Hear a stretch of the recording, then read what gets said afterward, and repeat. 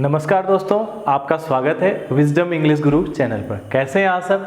आई hope सो सभी ठीक होंगे। ओके सो तो चलिए आज हम आपके लिए लेकर आए हैं विल के कन्फ्यूजन को खत्म करने के लिए पूरा विल के बारे में किस तरीके से हम विल पर बात करते हैं। आई होप सो आपने हमारी पिछली वीडियो के बारे में देखा होगा और समझा होगा चीज़ों को, क्योंकि विल को समझने से पहले यानी कि फ्यूचर के बारे में जानने से पहले आपको प्रेजेंट की नॉलेज होना बहुत ज़रूरी है। क्लियर? जिसमें कि मैंने आपको बताया था डू और डज में किस तरीके से आप सेंटेंसेस बना सकते हैं या डू और डज का यूज किस तरीके से किया जा सकता है। देखिए सीधी सी बात है, डू और डज हमने प्रेजेंट के लिए किया था, इसी प्रकार विल का यूज हम फ्यूचर के लिए करेंगे जिसमें कि फ्यूचर से रिलेटेड बातें होती हैं। जैसे कि हम अभी तक बात कर रहे थे डू यू प्ले क्रिकेट, क्या आप क्रिकेट खेलते हैं?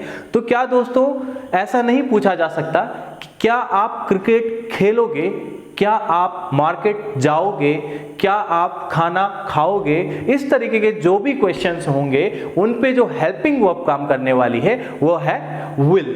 तो चलिए विल के बारे में हम बात करते हैं। मैं आपके सामने चीजें एक एक करके रखूंगा। क्लियर? आपको समझना होगा। हाँ, इसमें एक चीज ध्यान देने योग्य है, इसमें विल और सेल का कंफ्यूजन रहता है। तो सेल के लिए मैं स्पेशली एक वीडियो आपके सामने लेकर आऊंगा, बट जो अभी ट्रेंडी इंग्लिश में जो कि अभी कॉमनली यूज की जा रही है, विल को हम सारे के सारे सब्जेक्ट के साथ यूज करते हैं।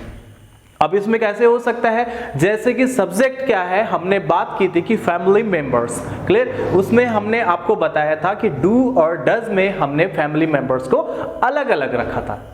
क्लियर? आई होप सो आपने वीडियो देखा हो। अगर आपने वीडियो ना देखा है तो आप प्लीज जाकर डू और डज वाला वीडियो हमारा चेक कीजिए और आप उसमें बहुत सारी चीजें जानने वाले हैं। क्लियर? तो चलिए हम विल के बारे में बात करते हैं। विल के अंदर जो सब्जेक्ट्स आते हैं वो किस तरीके से हैं? I, you, we, they and he, she, it and name। जैसा कि आपने देखा है डू और डज में ये फैमिली डिवाइड हो जाती है, बट अभी ट्रेंडी इंग्लिश में हम क्या करेंगे? विल के साथ पूरे सब्जेक्ट्स का यूज करेंगे। क्लियर? जैसे कि I, you, we, they, he, she, it और नेम, इन सभी के साथ बिल्कुल डू और डज वाला कंफ्यूजन नहीं रहने वाला है। हाँ, ग्रामेटिकली कुछ एक चीजें हैं जो कि हम सेल वाली जब वीडियो लेके आएंगे तो आपको क्लियर होगी। वो आपको खासकर जब आप कोई एग्जाम देते हैं वहां पर आपको जरूरत होती है, बट स्पोकन इंग्लिश में जो आपको आजकल ट्रेंडी इंग्लिश है उसमें ये कॉमन हो चुका है। ठीक है? सो चलिएगा, अब जैसे कि हम उसमें कर रहे थे कि क्या आप चाय पीते हो, तो इसी तरीके से हम क्वेश्चन कर सकते हैं क्या आप चाय पियोगे।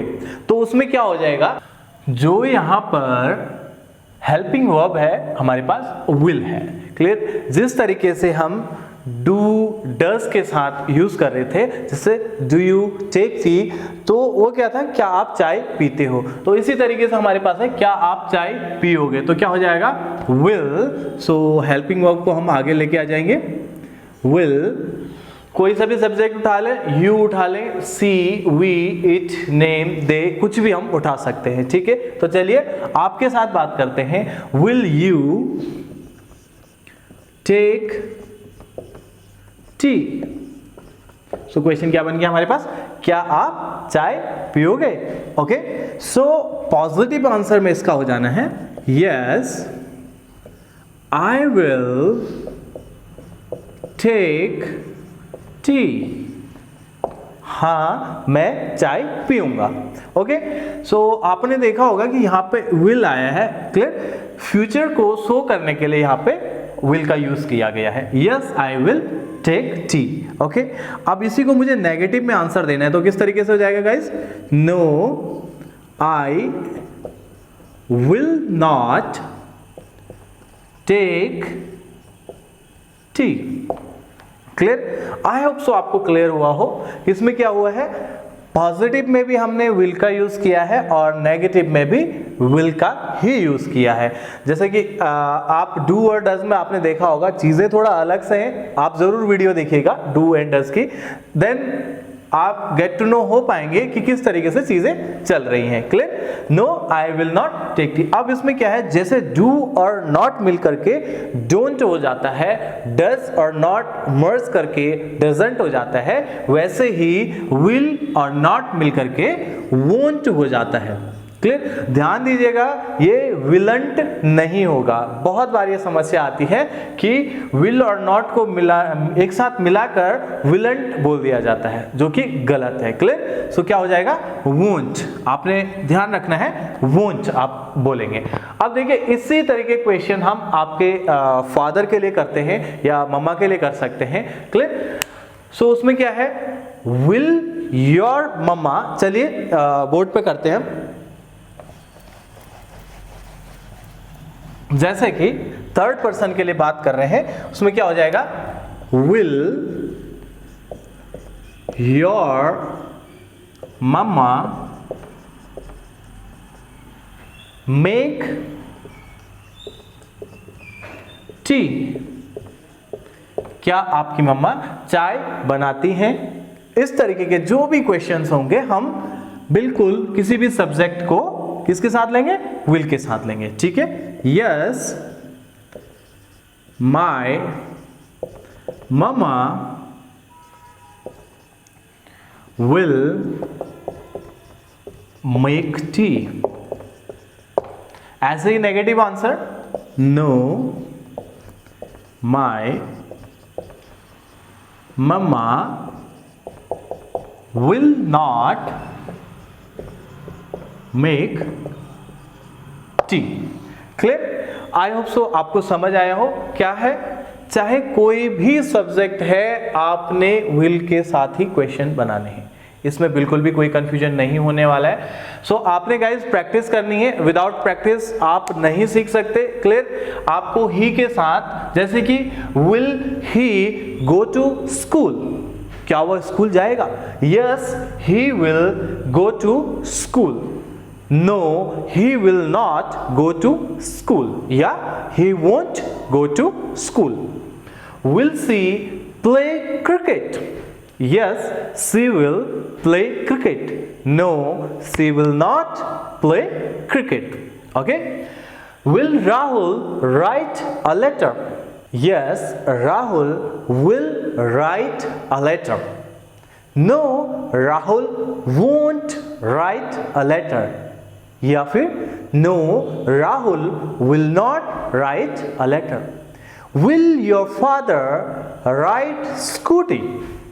Yes my father will ride Scooty. No my father will not ride Scooty. या फिर no my father won't ride Scooty. Clear guys? इस तरह से आपने प्रैक्टिस करनी है। Clear guys? अब इसमें मेन पार्ट क्या होने वाला है, मेन आपको जो दिक्कत आने वाली है वो आने वाली है वर्ब्स की। अब आपके पास ये वर्ब्स आएंगी कहां से? जैसे कि वर्ब्स कहते किन्हें हैं, टेक है, मेक, खाना, बनाना, लाना, धोना, नहाना, इस तरीके के जो भी चीजें होती है उन्हें वर्ब कहा जाता है। क्लियर? अब आप इन वर्ब्स के लिए हमारा इंस्टाग्राम पे हमें फॉलो कर सकते हैं। क्लियर? बिल्कुल सेम नाम है, विजडम इंग्लिश गुरु करके। सो आप हमें फॉलो कीजिए। क्लियर? आपको वहाँ पे बहुत सारी वर्ब्स मिलेंगी, हर दिन आपको नई नई वोकैब्स वहाँ पे देखने को मिलेंगी, जिससे कि आपको बहुत मदद मिलने वाली है। Clear guys? So please have practice, तभी आप एक अच्छी तरह से इंग्लिश को बोल पाएंगे।